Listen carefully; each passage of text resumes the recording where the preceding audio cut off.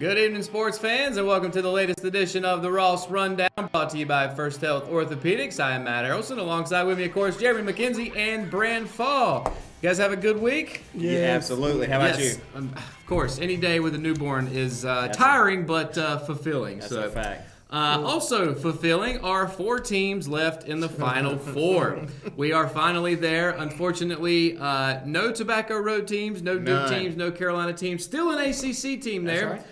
Virginia, Auburn, Mississippi State, Michigan State rather, and Texas Tech is like you said, exactly how everybody drew it up from the beginning. That was my right? bracket. Absolutely. So before we get to talking about the Final Four, and I want to get you guys' predictions on these, let's look back at what's happened so far. So let's touch on what happened to Duke first of all. So of course they had that matchup with Michigan State.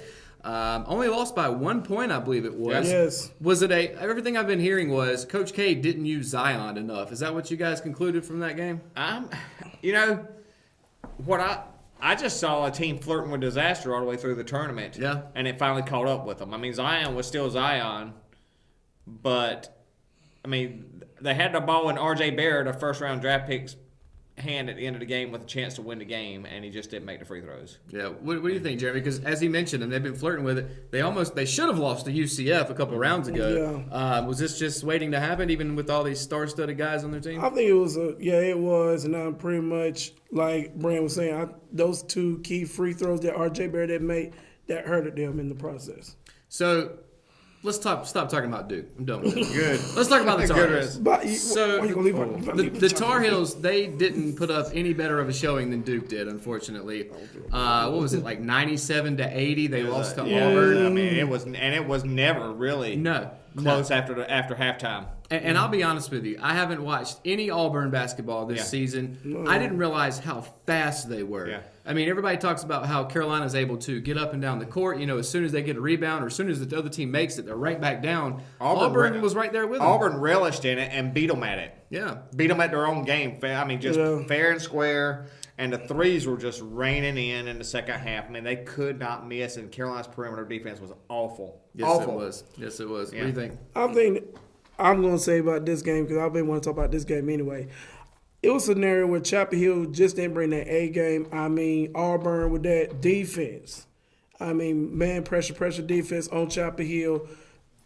It was just awesome. And I mean, it was like we underestimated Auburn because, and I mean, they were the better team than us. They came what they needed to do, and we got our butts kicked. I mean, maybe they're playing the best basketball in the country. You know, they haven't lost since mid-February. They rolled through the SEC tournament, blew out Kansas, and blew out Carolina. Yeah. Who saw that coming? I know I did. Nobody did. And, like you mentioned, perhaps we should have seen it coming the way they manhandled Kansas. Yeah. Although, even after that, I still said to myself, Carolina's really good this year. That's right. Again, I haven't seen much from Auburn, but I still expected us to be able to beat them. I mean, if somebody scores 97 points in a game, including Carolina, it's usually the Tar Heels that do it. It's usually Carolina. So that surprised me a little bit. A couple of other surprises this week on the Tar Heel front. Both Nasir Little and Kobe White both declaring for the NBA. And we were talking before we came on the air. I mean, Carolina's losing the entire team next year, aren't they? 7 out of their top 8 playing time. The only one they have in their top 8 in the rotation is Garrison Brooks coming back. I mean, they're gonna be struggling to find points and ball handling next year. Yeah, especially ball handling. Kenny Williams leaving. Yeah. Seventh Woods leaving. Right. Kobe handled the ball this year. Luke May, of course, graduating.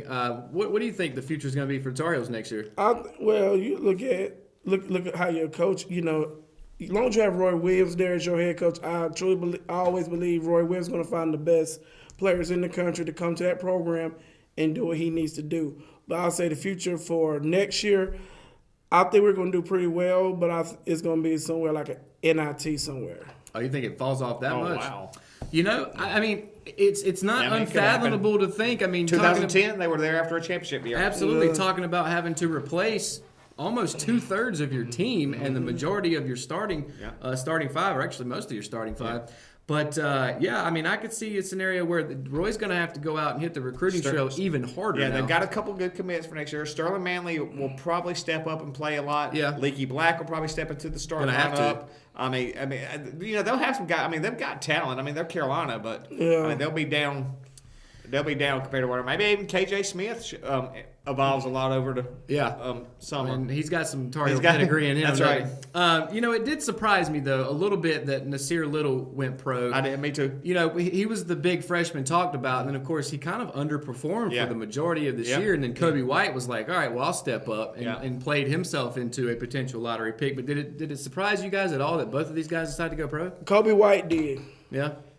I wasn't sure which. I thought one would go and one would stay, and I wasn't sure. I bounced back and forth a lot on which one it would be. Nasir Little had a great couple first rounds of the tournament. Yeah. And, he had a flu going into the Auburn game, so he didn't perform well. Barely played the second half of that game. But I think just what he did in the first two rounds, got a lot of people excited about his potential again. I think you even mentioned last week that he was playing himself into the draft, and that's sure what happened. But I was shocked both of them went. I thought one would stay for sure. I did too, and I'm with you. I'm not sure which one it would be, but neither one has hired an agent, I don't think. I don't think so. There is still a possibility they could both come back. However, I don't know if you guys agree with me. I don't see that happening. If they're in the top 15, I mean, they're gone, man. That's a lot of money to give up. Absolutely. Unless one of them just completely bombs in the combine and falls out. That's about the only scenario I could see them coming back. Yeah. I hate this, guys, but I got to go back to Duke for just a second. fine. Because You're fine. Duke also has Zion, Cam Reddish, R.J. Barrett. 3, we're assuming one and dones. Now, we all got tricked into a April Fool's joke saying that Zion was coming back next year. First of all, let's start there. Any chance Zion comes back? No. None. Yeah. I was reading before we came on that there is a chance that he could be a billionaire by the time his career is over. Yeah. I'm all about getting your education, but in a situation like this, he'd be foolish to go back to school, wouldn't He he? can go back and get his. If it's that important to him, you get your money and you go back and get the degree. I mean, his rookie contract's going to set him for life. Yeah. Oh yeah. And, the kind of money he's going to make, he could probably buy a university if he That's needed right. to. That's right. And get the grades that way. So we're kind of wondering about what's going to happen with Duke because I would imagine Cam, R.J. Barrett also probably going to go pro. Is Duke set up for a letdown next year as well? Well, compared to this year, probably. I don't know what they've got coming in, but what's Trey Jones? Is that his name? Yeah. He's coming back. I don't foresee him going anywhere. I don't see Bolden going anywhere Yeah, either. and they'll both be really good. Yeah. I mean, they're still going to be good. They just won't be quite what they are this year, I don't believe. Yeah, and of course, I would imagine we're still going to see a lot of one and dones. Yeah. We've seen Coach K start to recruit those kind of guys. Obviously, absolutely. Seems like maybe Roy's going to have to dip his toes in that water as well. I mean, he might. I mean, I don't think he recruited either White or Little anticipating one and done. Yeah. But you got to start at least preparing for it. Yeah, I mean that's the way the game's going. So at least until they decide one way or the other, can they come out of high school or not? It's kind of up in the air. So with that being said, we've got Virginia sitting here in the Final Four. We're going to talk about that here in just a minute. Carolina and Duke perhaps going to have to do some reshuffling. Who's the favorite next year in the ACC? Oh, you got to go with Virginia. Yeah. In my opinion, I mean that's just. I mean, there's. I don't know what all he's got coming back, but he's built his team around 4-year players for the most part. What about you? What do you think? I would say Virginia, but don't forget I say Virginia, then North Carolina, then Duke. Let me throw a team out there. What about Florida State? Not a bad choice. Yeah. Matter of fact, I would look for them to come in behind Virginia going into the preseason. I mean, Leonard Hamilton is solid. Yeah. And they're talented too. I know that Virginia has Kyle Guy. Mm-hmm. He's not old enough to graduate, but I guess potentially he could go pro. And DeAndre Hunter, who they're saying will go pro. So Virginia may have to replace a couple of guys perhaps, but nothing like we're going to see in Durham and in Chapel Hill. It's going to be interesting next year. That's What right. we see The ACC will be fun to watch and for different reasons next year. Absolutely. So let's go to the Final Four. As I mentioned at the top of the show, Virginia, the only 1 seed left. Michigan State, the 2 seed. Texas Tech, the 3. And Auburn sneaking in there as a 5 seed. Yep. Virginia going to play Auburn. Michigan State's going to play Texas Tech. All of that happening tomorrow. Let's just start right there. Who you got? I got Michigan State. All right. Winning the whole thing. Pretty much the whole thing. All right. I mean, at this point, anybody can win it. Yeah. Michigan State's a good team. I'm going with Texas Tech and Virginia. All right. So I want to pull for Virginia being the ACC team, and that's probably what I'll do. I also think that it would be great if Virginia went from losing last year to a 16 seed to winning a national championship back-to-back years. Did you hear what Tony Bennett said to his players? When I was watching the Virginia game the other day, they lost to, was it Lipscomb? Yeah. And won 16, first time to lose. Oh, no, that was UMBC. UMBC, that's right. I don't know where. UMBC. Lipscomb is playing Texas. That's right. And NIT. That's why I was watching them the other night. That's what it was. UMBC, and which Dave Odom's son coaches UMBC. Okay. And they were talking about the humiliation of losing, and Tony Bennett told them, own it. Yeah. It's part of your legacy. Now do something about it and create a new legacy. Well, and so Tony Bennett has taken this, done a wonderful job, and they almost got beat. They were in danger of going out again in the first round this year. Yes, they were. And he's done a remarkable job of turning them around. And they're the kind of team that slows down fast teams. I mean, Yes. Carolina has fits with Virginia, and Auburn's are real similar in style. So I think Virginia will be tough for Auburn. On the RO Sports Show Messenger thread that we have, I can't remember which game it was Virginia was playing, but Dion was on there, not complaining, but griping about how there was like 17 points scored in the first half. And I said, well, if that's the case, Virginia's going to win because that's what they do. That's how they play basketball. Yeah, they slow you down. They play great defense. They get a lot of clean looks and make them. And they can score better than they have in years past, too. Yeah. And when they have to. I'm going to go chalk. I'm going to take Michigan State to play Virginia, and I'm just going to go ahead and take the Cavaliers. Why not? Let's go UVA. I'd love to see UVA win a championship. They never have. You see Ralph Sampson all that when Virginia won? No. He was so emotional on the sidelines watching that game. Wait a minute. So Virginia's never won a championship. No, they won an NIT in '80 with Terry Holland, but they've never won an NCAA tournament. Okay, I know Texas Tech has never won one. I'm going to go out on a limb and say Auburn's never won I don't one. think they have. No. The only previous winner in this is Michigan State. So Sparty, the only one that's got a championship under their belt. Okay, well, it's going to be a time for somebody unless Michigan State and Izzo can get it. Now together. Izzo's doing a great job. I just picked against him, but Izzo has done a remarkable job in this tournament. Yeah. Oh, yeah, that's what I'm going with Izzo. Yeah. And it seems like Michigan State over the last couple of years has been a little up and down. But, you can't – as far as coaches, which one's better, Tony Bennett or Izzo? It's a tough one. Izzo. Wow, two totally different styles. Sure. But golly, I would say body of work. Yeah. Izzo. Gotta be Izzo. Yeah. But current, I would have to go with Tony Bennett. Maybe even a little better right now. Yeah. Another quick thing here that graphic that Russell put on that same thread was this is the first Final Four since 2013 that doesn't include Villanova, UNC, Duke, or Kentucky. Wow. None of those teams in this Final Four, obviously, the first time since 2013. So it shows you the kind of continuity those four blue bloods, if you will, have had over the last few years. We talked about 8 teams that could win it all last week or week before, and Michigan State was one of the 8, and so was Virginia. But neither one of those other 2 were one of the 8. It just shows, how deep college basketball is right now. Absolutely. And at one point, there was still, after the Sweet 16, there was still one perfect bracket. That's right. Gone. And that guy, did you hear he picked this bracket? No. Oh, I know somebody that goes to this school, so that'll be a good pick. He picked it in like 5 minutes. He's like an engineer, doesn't even watch a lot of ball. He says, well, they asked him about the Liberty pick. He said, he said that one was just kind of a coin toss. It's just Liberty sounds good. I don't even know where it is. Yeah, it tends to be that kind of people that get it right. That's right. I like their uniforms better, That's right. or their mascot could beat up the other mascot, that sort of thing.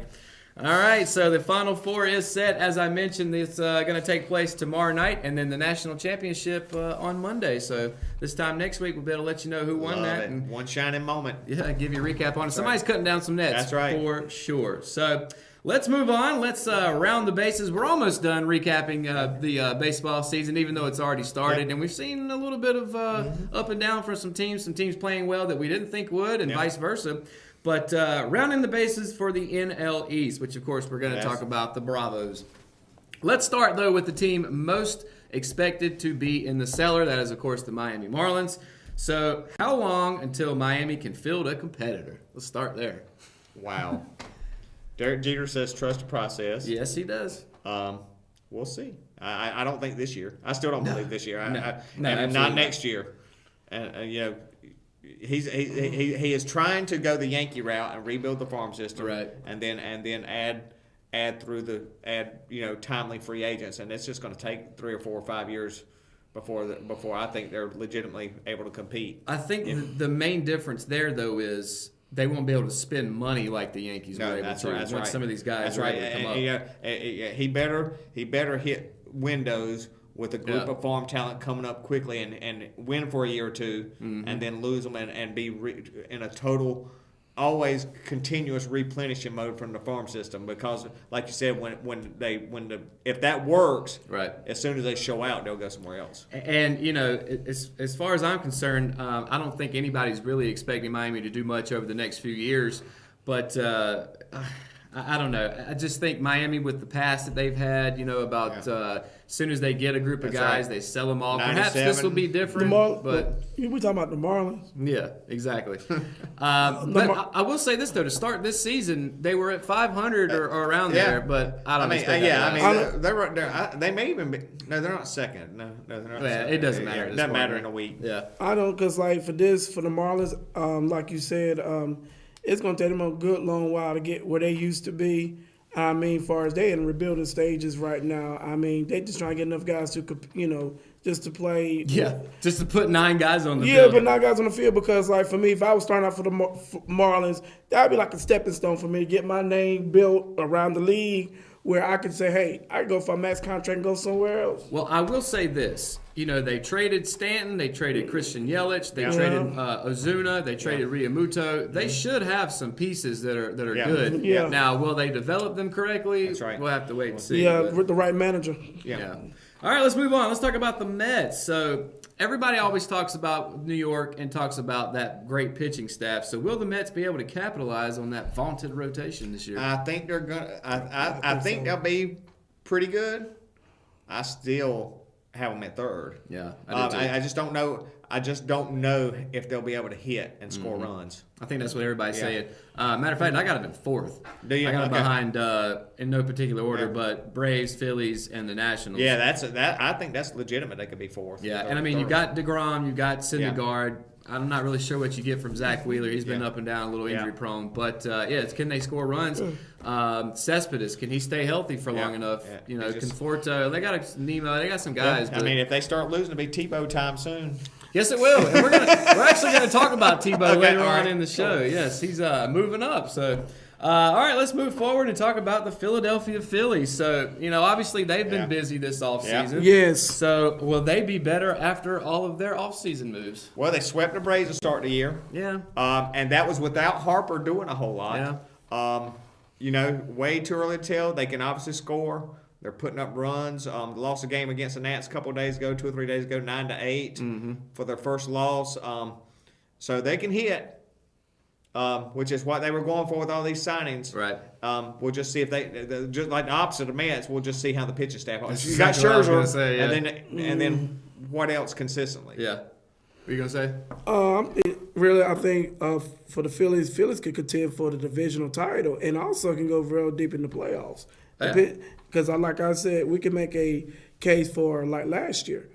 Cleveland right went and got all this talent. Now go do something with it. Yeah, you're absolutely right. And they did do that. And Brand, you kind of hit the nail on the head. If you could combine the Mets pitching staff with the Phillies lineup, that's really a ball game. I mean, that's a team that competes with the Yankees. Yeah. So I'm right there with you. Are they going to be able to? You said Scherzer. I think you meant Nola. Yeah. But after Nola, who's really in that rotation? That's right. I don't know. I feel like we've been talking about this forever. Dallas Keuchel still out there. Unsigned. Some of these rotations could use a guy like that. Unbelievable that he's not signed. The Phillies being one of them. Of course, we're going to talk about the Braves. Yeah. They could be another team. I don't know what's going on with him and Craig Kimbrell, but both of them still sitting out there. All right, let's talk about Scherzer. Let's talk about the Scherzer's real team. And the Nationals. So Harper is gone. We know that. Yeah. Bryce Harper going to Philly. But are the Nats actually better without him? It's hard to say that. However, maybe. Yeah. I mean, if you believe everything you read behind the scenes, they will certainly have a better clubhouse. Yes. If that's true. Yes. And I believe that wholeheartedly. I said last year the reason that the Nats underperformed was because the whole organization was worried about what was going to happen with Bryce. That was like the elephant in the room, if you will. Mm-hmm. And, of course, he's never really been known as a clubhouse guy anyway. Not much. He got the reputation, rightfully or wrongfully, as not much of a team guy. Yeah.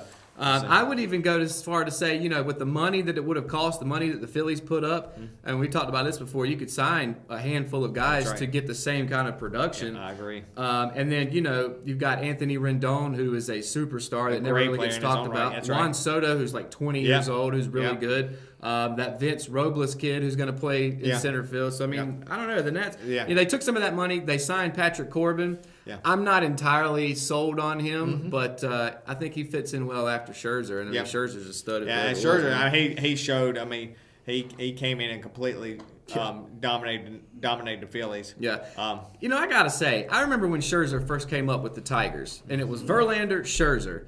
And I remember, of course, everybody knew Verlander. Yeah. But Scherzer hadn't really done anything, and then he wins the Cy Young with the Tigers. Right. But even after that, I was like, all right, I don't really know who this guy is. Is he a one-hit wonder? Yeah, goes to Washington, and now he's like a Hall of Famer. And just to watch his face when he pitches is unreal, man. You talk about Bobby Knight used to talk about the game face. He's got the game face on when he pitches. Absolutely. And then finally, let's round it up with the Atlanta Braves. So, easy question: can Atlanta repeat as division champs? Yes. Rough start. Yeah. None of their starting pitchers got past, I don't think, 5 innings in the opening Philly series. Some of that is by design with Snicker. Snicker likes to work his middle relievers. Matter of fact, you saw him the other night against the Cubs do the same thing with Tehran, give up 1 run in 5 innings, and then he yanked him. And Venters come in and just could not throw the ball in the ocean in the 6th inning. And I know that seems to be the way that Major League Baseball is going on the pitching side. I hate it too. I mean, if a guy is pitching well, leave him in. If a guy's dealing, you leave him in the game. Tehran's pitch count was low the other night. Snicker got manager of the year and a great story, by the way. Snicker, a 30-year Braves guy, finally got his chance. Great story.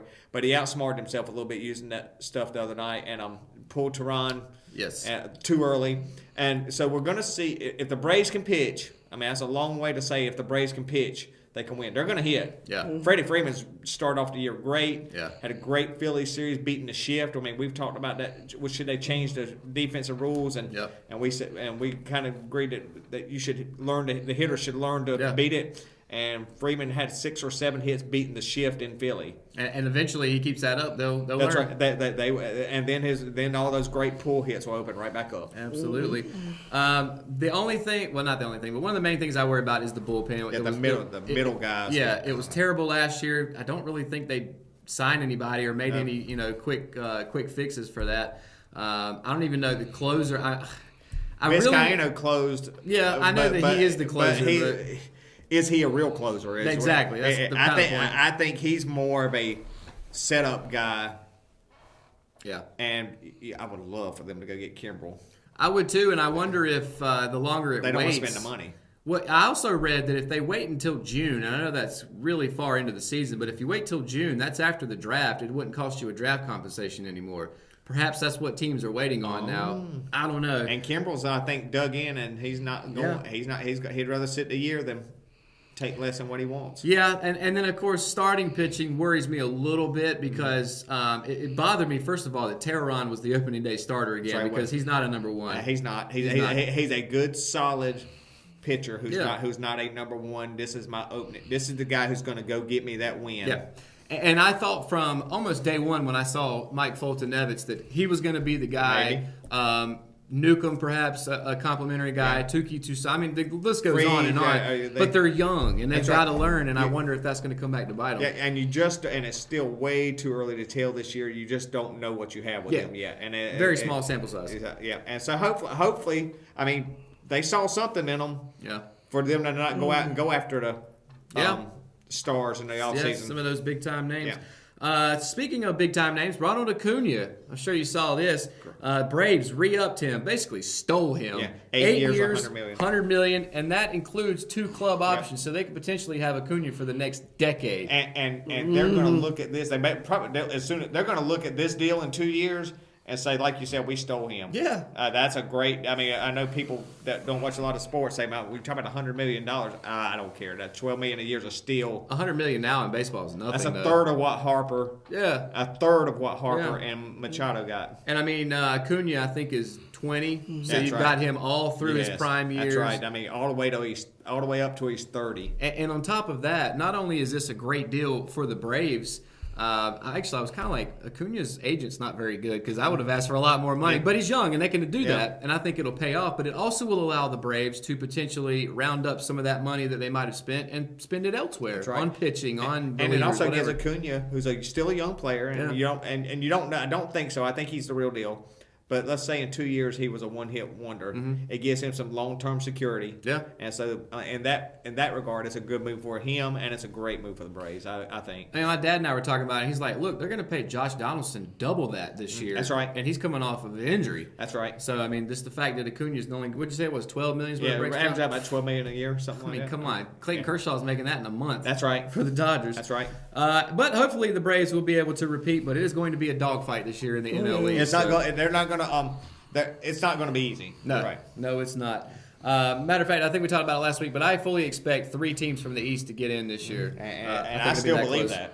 that. One other quick note about the Braves, and I'm really sad to hear this, but Bobby Cox was hospitalized earlier this week, yeah. week. Apparently had an apparent stroke. Yes. So if you're Braves fans like we are, and watched Yeah. them all through those years, really hate to see Bobby Yeah, Cox. I And just definitely thoughts and prayers with him. Man. Yeah. I love Oh, Bobby yeah. Cox. I really hope this isn't the beginning of the end for him, but he is in his mid 70s. He's 77. or upper 70s. 77. Oh, stroke, wow. 77-year-old stroke. I think he's 77-year-old stroke victim.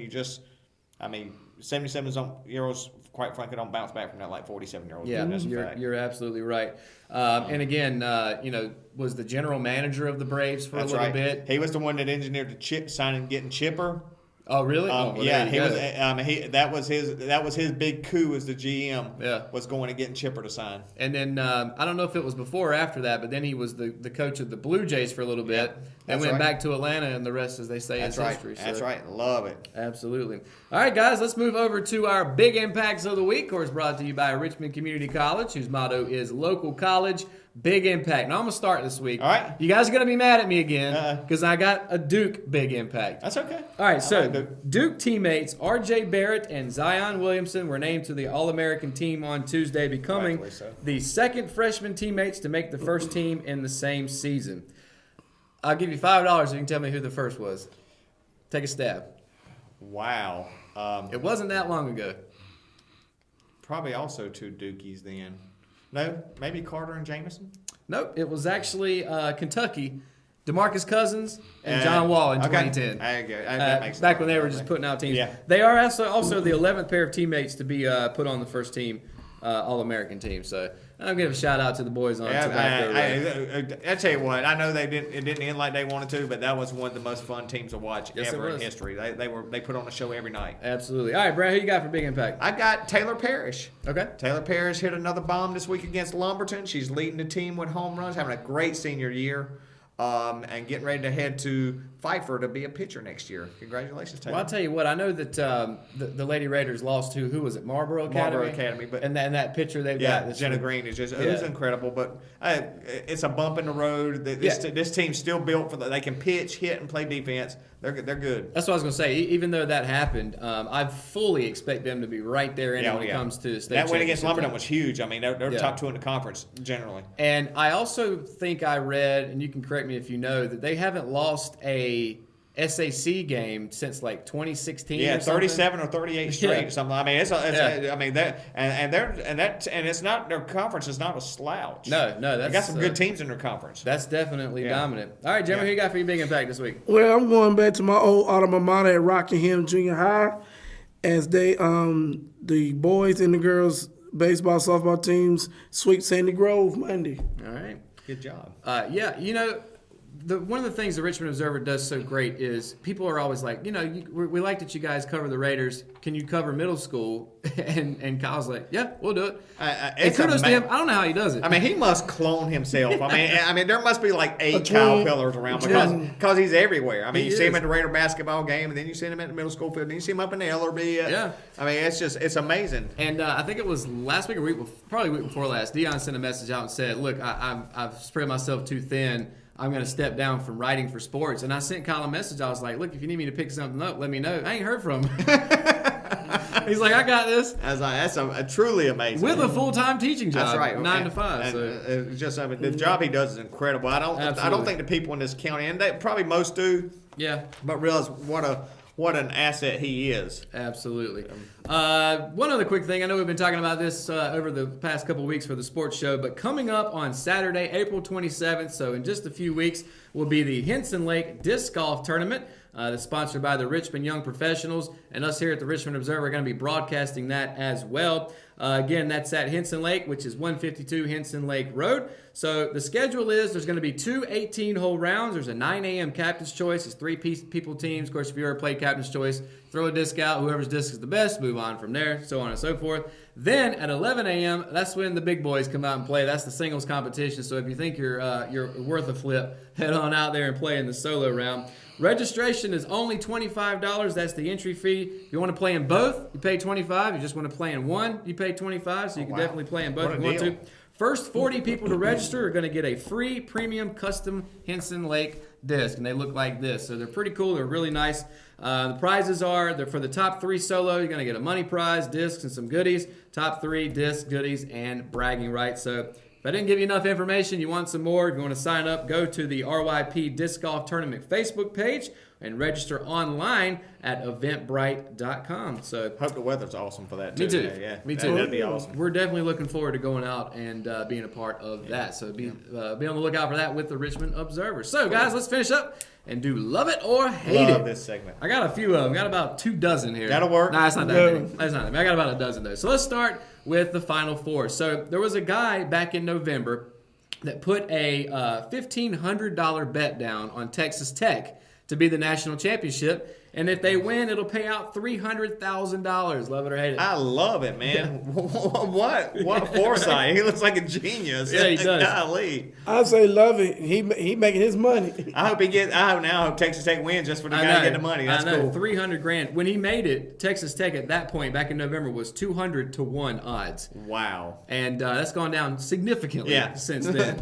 I love it too. I mean, like you said, great foresight to be able to see. Right. I don't know if he actually thought Texas Tech has a shot this year. Maybe it was just like, I got $1,500 to blow. Yeah. I'll throw it in the Red Raiders. But let's pick Texas Tech. Yeah. You know what? I bet that kind of thing happens every year. Oh, yeah. Absolutely. Just the odds of it. Mm-hmm. All right, moving on. The AAF, poor guys.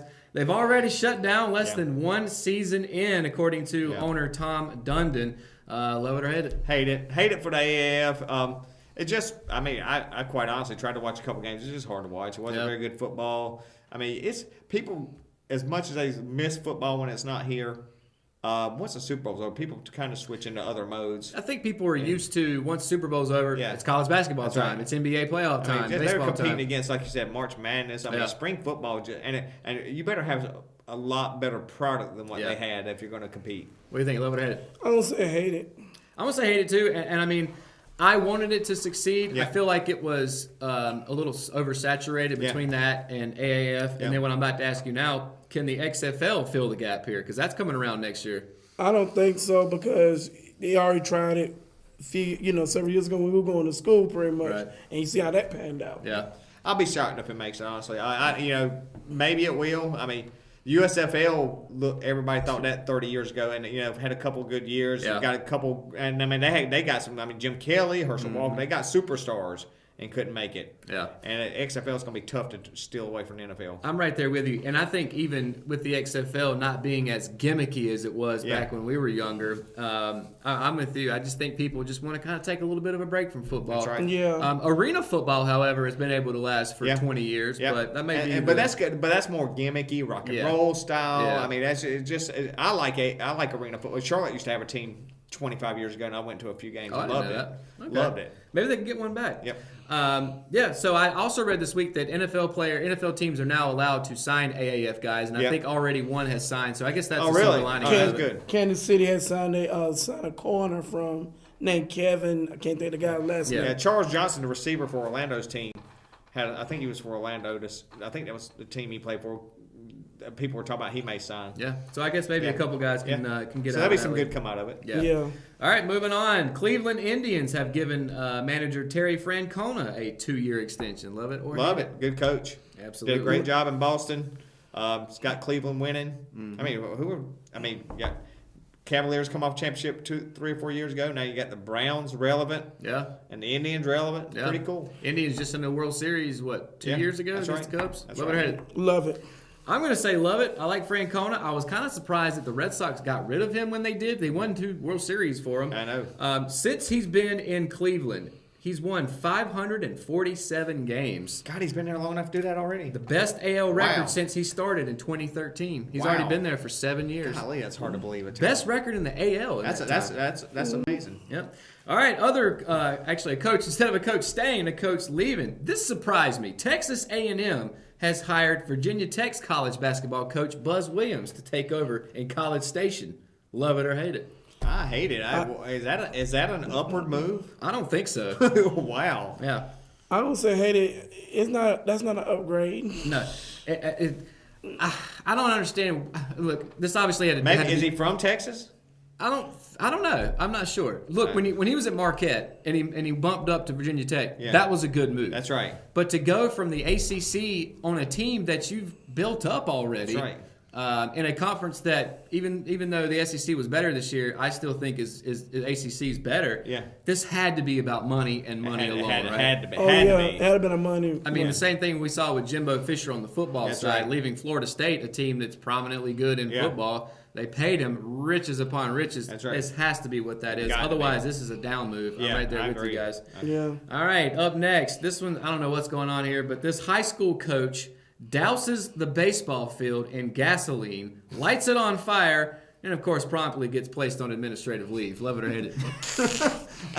I love it because it's funny. I think he was upset about a call. Wow. No way. Really? Wow. Yeah. God. I'm going with love it, although I probably shouldn't. Anger. I'm There gonna needs some say anger management. I want to say love it, but at the same time, like Okay. I love when managers get in tirades, That's especially. There was a Braves minor league coach. You probably remember this, where he took threw the rosin bag like a grenade. I love that That's stuff. right. This is dangerous. though. That's wow. You're talking about kids. Were there being people on the there? field? Yeah. I mean, this whole thing was during like a little league game. Oh, it's during a game? Yeah. I don't know. Wow. I'm assuming he says he got placed on administrative leave, or no, it wasn't. It was high school game. That's what it was.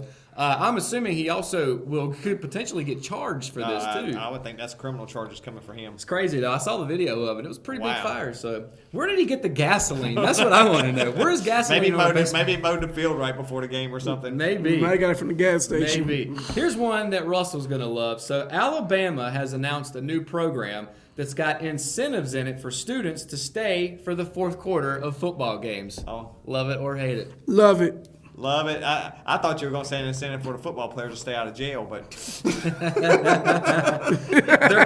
Russell's giving us the thumbs up. They're called Tide Loyalty Points, and what they Wow. would do is you build them up by staying for the blowouts against all those cupcakes that Bama plays every year. that's right, yeah. And that gets you priority access to regular and postseason tickets later Okay. on. So, I love it. I mean, Yeah. that's creative. Yeah. Yeah. And I Because- mean, you hear Nick Saban all the time complaining about the student section leaving because they're beating Well, don't play the little sisters of Sanford, the poor. I mean, 58-0. Yeah.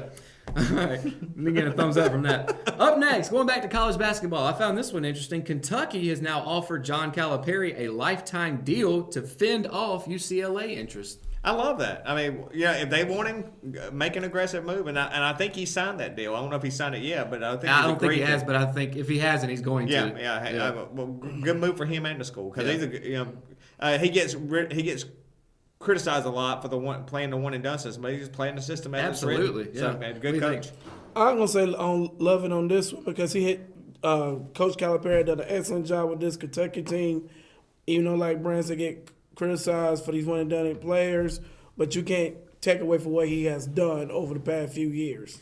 I'm wondering if Kentucky, if he left and went to UCLA, right now that would be a down move. Without a doubt, You in know? my opinion. Oh, yeah, it I think is. Kentucky's a better job. Absolutely, and UCLA hasn't been relevant in quite Right. some time. I mean, you can make as much or more money in Kentucky Yeah. and buy a house for about a tenth of the price. yeah, now I have to live in LA. Yeah. I'm kind of surprised that Calipari didn't already have a lifetime Yeah, deal. yeah. That's the part that surprised Yeah. me. 'Cause- Because you look at, I'm interrupt you, but you look at like Roy Williams.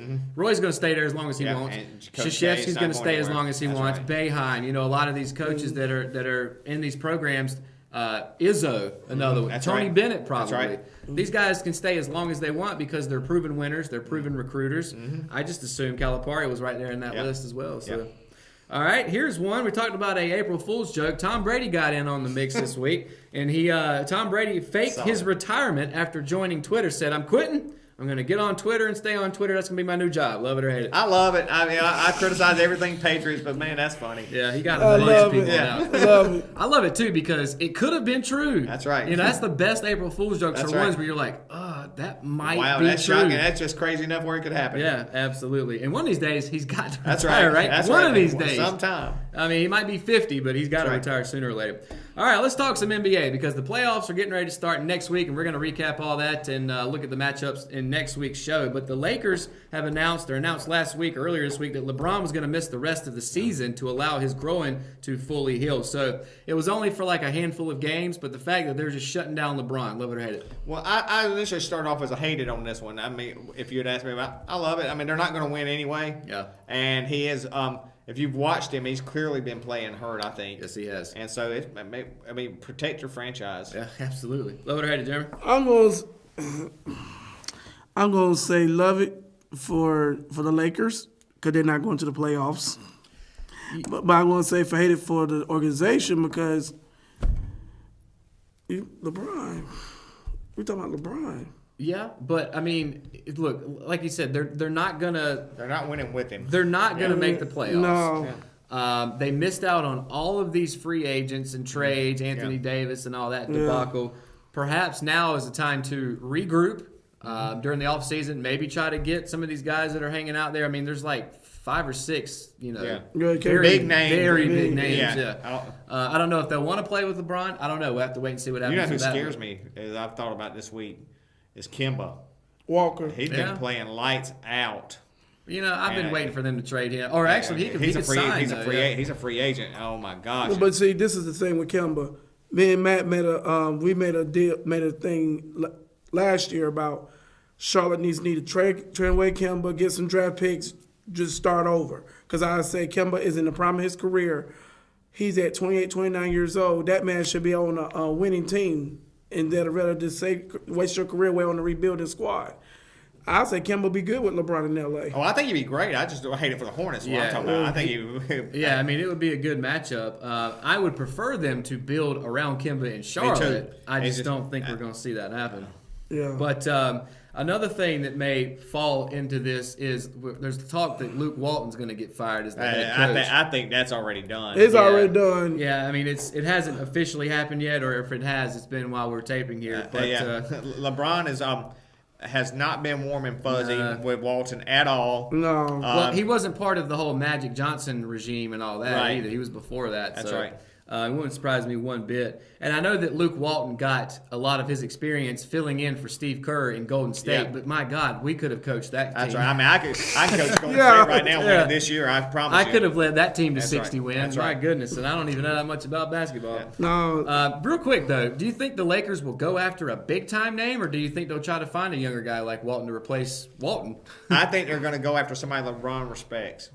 Okay. They say they won't that he won't have any input. I mean, they would tell you that Whatever. bull crap. Yeah, if you believe that, then April Fool's yeah, real. Yeah, I mean, they're going to go out, and I don't know whether that'll be somebody young on a staff somewhere that LeBron likes, or whether that'll be a proven veteran. But LeBron, one of the things he has never had, like what MJ had or somebody else had, he's never had a Phil Jackson sitting on the sidelines. No. I mean, he played for the Heat when Riley was the general manager, but Riley wasn't the coach. Right. And he's never really had the coach that just He's had a lot the of Hall of Fame coaches. coaching. Yeah, that's right. He's had a lot, and he probably had a couple of them fired. Yeah, Mike Brown comes to mind. That's right. And Ty Lue. Ty Lue, yeah, and I was gonna say, I wonder if maybe the Lakers reach out to a couple of those guys. And so maybe. Yeah. No, I'm gonna tell you what's gonna happen. I could put $20 on this one. Okay. I think it's gonna be a scenario with the off season. Luke Walton's gone. Guess who Magic Johnson gonna call? Phil Jackson. I mean, I guess I can see Yeah, that happening. I but can see. I'll take some of that action. I'll take some of that action too. No, because Phil Jackson, I think for the right price, Phil Jackson will come back. Phil Jackson's 70-something years old, and he's got Yeah. more money he can spend if he lived to be No, 170. you give him a disc. He can give him a discount. He want one more ring. 17. I don't know that he's going to want to put up with all that for a full season. I mean, he was the president of the Knicks and Yeah. stepped Yeah. down from that. Yeah, he could. And he got roundly criticized for criticizing Carmelo Anthony. I think the Yeah. older he gets, the more he speaks his mind. Now, I'm not discounting what he because he's a No, great no, no. coach, and he's got a knack for dealing with superstars. However, when he criticized Carmelo Anthony, he got raked over the coals in the media for that one. And I think once he left, everybody saw maybe he was right. They didn't win in New York with Melo there. Let me write that down. Jeremy, $20. Put me down. We didn't shake, but put me down. 20. Yeah, $20 on Phil. All right, we got it now. That's written down. That's a binding agreement, Jeremy. So have $40 ready.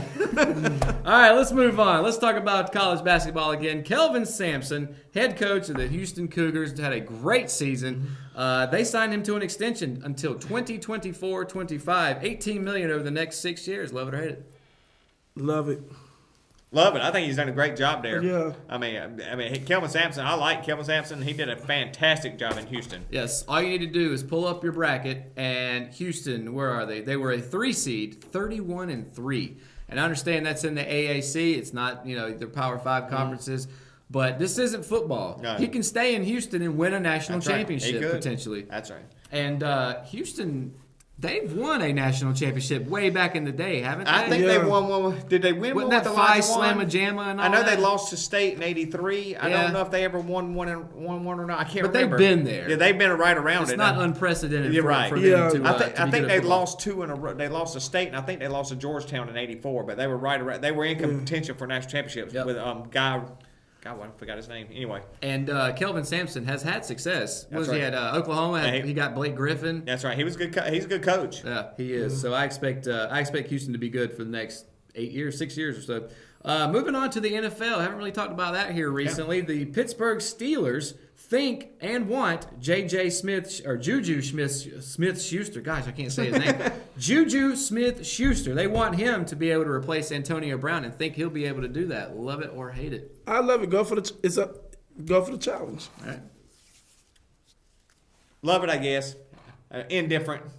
I'm going to say love it, and I fully expect him to be able to replace think so? Antonio Brown. Yes, I do. I don't know why. I don't have any stats. Yeah. It's just a Well- gut feeling. Well, you know what? Maybe so. I mean, he put up great numbers Yeah. with Yeah. Antonio Brown there, and then we'll see if he can do it without Antonio Brown on the other sideline. And I hope he can. That's going to be the thing is, double teaming Antonio, that leaves Juju open. Yeah. Now he's going to be the man. Yeah, he's going to get double double teamed. Do they recruit or not recruit? Do they draft somebody to be on that number 2 side to take away some of the coverage? I don't know, but I just You know who expect their big little, things. you know who from their him. little slot receiver is? Ryan Switzer. That's right. Yeah, Yeah. I did know that. Yeah, so Yeah, I good did little know slot that. receiver. There you go. Throw it to Switzer. And Tar Heel. That's Absolutely. Let's go back to baseball. The Right. Diamondbacks, Adam Jones, of course, was a Baltimore Oriole for years and years. Yep. But Diamondbacks Adam Jones had a Padres fan ejected for using profanity Wednesday night. Love it or hate it. I hate it. I hate think it. you gotta be a little more. Now, I don't know what the fan said, but in general, I think we're in an age where players are not as thick-skinned sometimes No, as they they're used not. to be. I Suck agree. it up a little bit. I Yeah. mean, if the guy says anything abusive about your family or something, or he's, I saw Adam Jones' quote and he said, he goes, there's little kids around. To Adam Jones, that wasn't about little kids. No, I agree. That's a. What you think, Jeremy? I was hate it. My whole thing, all right, here's what one of the quotes that he gave was he urged spectators to, quote, keep it light. The reason I hate this for Adam Jones is this was at Petco. This was in San Diego. If it's in Arizona, if it's in Baltimore when he was there, maybe I cut him some slack. But that's the opposing fan. That's their- I'm sorry. All right, don't. Oh my God! Don't go play against Duke fans in basketball. Yeah. If you're easily offended. And look, I understand that there was some profanity thrown out there, and I'm not condoning that. Yeah. But I mean, you got to understand, man. When you mix competitive sports and alcohol, sometimes that's right. you know, And- sometimes people say things that they might not necessarily It's not say, but church. you also got to let that roll off. That's right. I mean, don't you know the next time he comes to San Diego, Oh, he's they're going to gonna- hear it. oh, yeah. He's going to hear it. Absolutely. What are you going to throw out 40,000? Yeah, exactly. So- I'm kind of surprised they allowed him to do that. To be Yeah. honest with you, Yeah. But again, I don't know exactly. And I what he like said, Adam but- Jones. I like him as Yeah. a baseball player. He's been in the league too long for this to bother him. That's now. right. Let it go, man. I agree. Speaking of baseball, they got we talked about some changes they're trying to bring to the All-Star game, All-Star voting. Mm-hmm. The highest vote getter now in the Major League Baseball All-Star voting in both leagues is going to get a $15,000 bonus. Love it or hate it? Love it. Wow, love it. Why not? I love it. I guess. What's $15,000 though to a It's guy like making giving him 20 50 million? cents. The guy getting the Chump top. change. The guy getting the top vote giver, the Bryce Harpers of the world, who makes $30 million. exactly. A year. It's Mike Trout who's just Yeah. signed that. Maybe give $15,000 to his favorite charity. Maybe that's what they'll end up doing Yeah. is just handing Yeah. it over. But I do like the fact that Major League Baseball is trying to They try some new things. are trying to make it interesting, which Yeah. I do like. They did something else a couple weeks ago that we've talked about where they changed it up. Yeah, it was The home run derby, they upped the money. $1 million to Yeah, the they- derby winner yeah. to try to get some bigger names in Right. there. So, but they're trying to make it more interesting for the fans, which is always good. And then there was one other thing to do with voting itself, where they were going to have like an election day type Yeah. thing Yeah. to kind of make it not political, but make it seem like it's in the political Yeah. arena. Hey, why not? All right, two more here, guys. Let's stick one more for baseball. I told you we were going to talk about Timmy Tebow. The Mets have moved Tim Tebow up to Triple-A Syracuse. So we're going to see this guy soon or what? I hate it. You I know love what? it. 2 years ago, I thought this was nothing but a publicity Me too. stunt. But the guy's hitting the ball, man. Before he got hurt last year in Yeah. Double-A, he was hitting 273 before he got hurt. Yeah, And that'll make you a millionaire. That's right. Yeah. So why not? I mean, I don't know what he's done in Syracuse since they started the season. Yeah. But if Actually, he's been in Syracuse for a couple of weeks. Their season hasn't started yet. okay. So I think it starts I think it's like April 21st, something Okay. like that's when So, it starts. I mean, if he hits the ball, I mean, why not? And you know, you kind of joked earlier when we were talking about rounding the bases, who's going to score runs for the Mets. We might see Tebow batting cleanup sooner or later. you know? It could happen.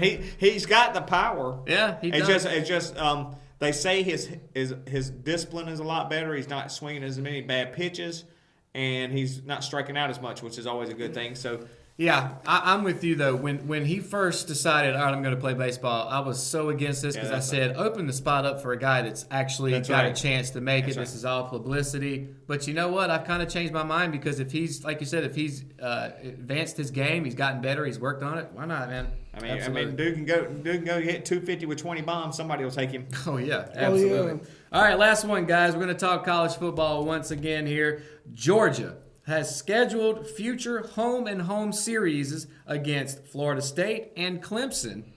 Now, UGA will head down to Tallahassee and play the Seminoles on September 4th, 2027.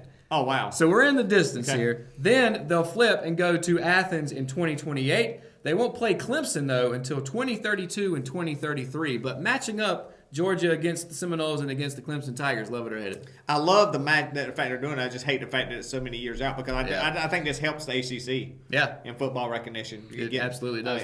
I love that aspect of it. All right. I love it, but it's too long.